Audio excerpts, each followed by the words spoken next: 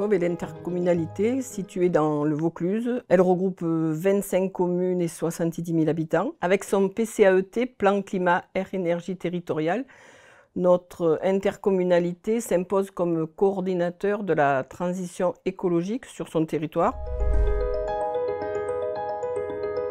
Cette solution permet un pré-ciblage des bâtiments publics qui sont à rénover en priorité. Grâce à la remontée des données de consommation électrique et de gaz des collectivités, nous pouvons consulter un outil cartographique en ligne pour identifier les sites les plus énergivores parmi l'ensemble de leurs bâtiments. Je pense que oui, car c'est un outil qui permet de donner une vision globale du parc et d'identifier les gros consommateurs, absolus ou relatifs, en fonction de la surface des bâtiments. C'est la première étape pour savoir où diriger nos efforts.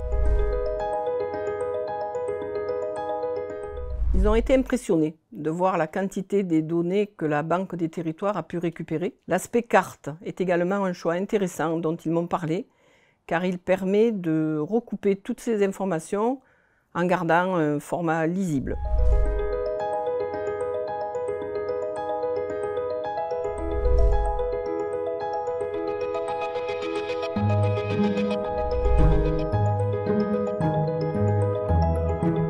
Eh bien, je préside effectivement le SDES, donc le syndicat départemental des énergies de Seine-et-Marne. Les missions principales du syndicat des énergies, ce sont bien sûr la distribution d'électricité et du gaz, et notamment la transition écologique dans son acception la plus large.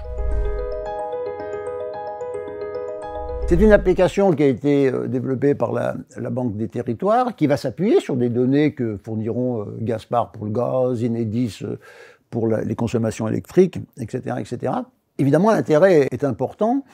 Cette expérimentation, nous l'avons conduite sur 3 communes, que sont Fontenay-Trésigny, Nandy et Saint-Pierre-les-Nemours. En fait, Priorino est au cœur d'une logique de projet qui est de connaître les données, comprendre, les analyser et ensuite agir.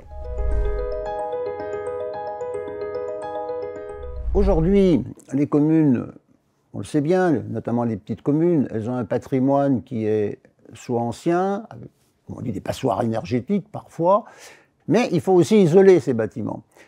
Pour entreprendre ces travaux, il y a 2 phases. Il y a d'abord avoir les données qui nous permettent de prendre les mesures, mais ensuite de convaincre l'élu de s'investir dans cet objectif. Pour cela, on est aidé, il y a les prêts à taux zéro, la Banque des territoires, la Caisse des dépôts favorise. Il y a des subventions qu'on peut obtenir via l'ADEME, afin effectivement de contribuer à cette transition écologique qui est si nécessaire.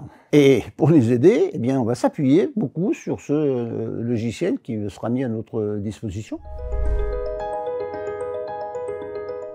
Au vu de ces données, je pense effectivement qu'on pourrait se projeter, notamment pour faire un peu de la prédiction, c'est-à-dire à partir des investissements qui seront faits, on pourra peut-être évaluer de manière assez fine les économies qui en découleront. Et je pense qu'avec les données que nous récupérons sur Priorino, eh bien, ça va considérablement nous aider.